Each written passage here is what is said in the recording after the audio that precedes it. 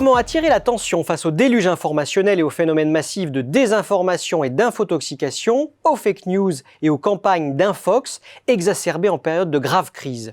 C'est le cas face aux réseaux sociaux et aux mass médias qui pilonnent l'attention des individus jusqu'à relayer parfois de fausses rumeurs, tandis que l'information gratuite et l'infosnacking mal contrôlé font des ravages. Comme le disait déjà en 1971 le touche-à-tout et prix Nobel d'économie Herbert Simon, une abondance d'informations crée une rareté d'attention.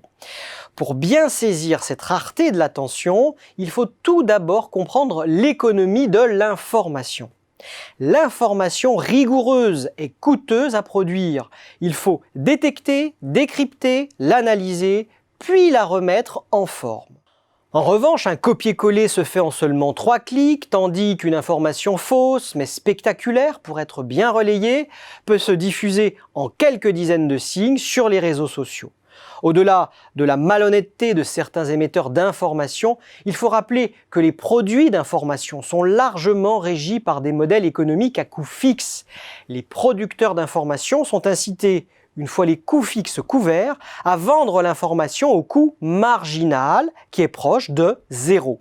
Cette quasi-gratuité de l'information permet à des opérateurs de constituer de larges audiences qu'il faut monétiser auprès de tiers, notamment auprès des annonceurs publicitaires.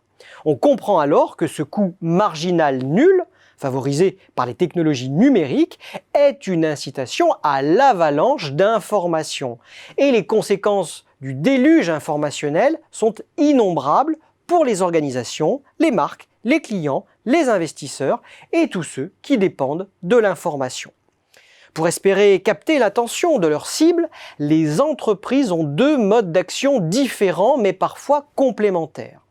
Le premier mode d'action consiste à occuper autant que possible l'espace médiatique en produisant des messages répétitifs et forts. C'est le modèle de la publicité traditionnelle héritée de la consommation de masse et des mass médias, celui des blockbusters et d'Hollywood dont les marques sont encore friandes. C'est aussi, d'un certain point de vue, le modèle des réseaux sociaux, au contenu toutefois moins exclusif car celui-ci peut être dupliqué, modifié, voire détourné par tout à chacun. Le problème face à ce déluge d'informations, c'est que l'attention est limitée. Dès lors, ces messages doivent se faire toujours plus omniprésents, originaux, marquants, afin d'interpeller le client et susciter son engagement. Or, cette quête conduit à une surenchère publicitaire ou d'information qui alimente une défiance croissante des consommateurs envers le support publicitaire, ses messages et l'utilisation des données personnelles qui leur est consubstantielle. Pour espérer capter l'attention de leur cible, les marques peuvent aussi choisir d'être pertinentes. Il s'agit pour cela d'exister en s'intégrant de façon beaucoup plus subtile et précise dans l'univers du client. Cela passe par tout un éventail de pratiques, du développement d'une marque relationnelle à une vraie stratégie de communication omnicanale moins intrusive et avec des contenus premium, en passant par un meilleur ciblage de l'audience ou une meilleure mesure de l'attention accordée.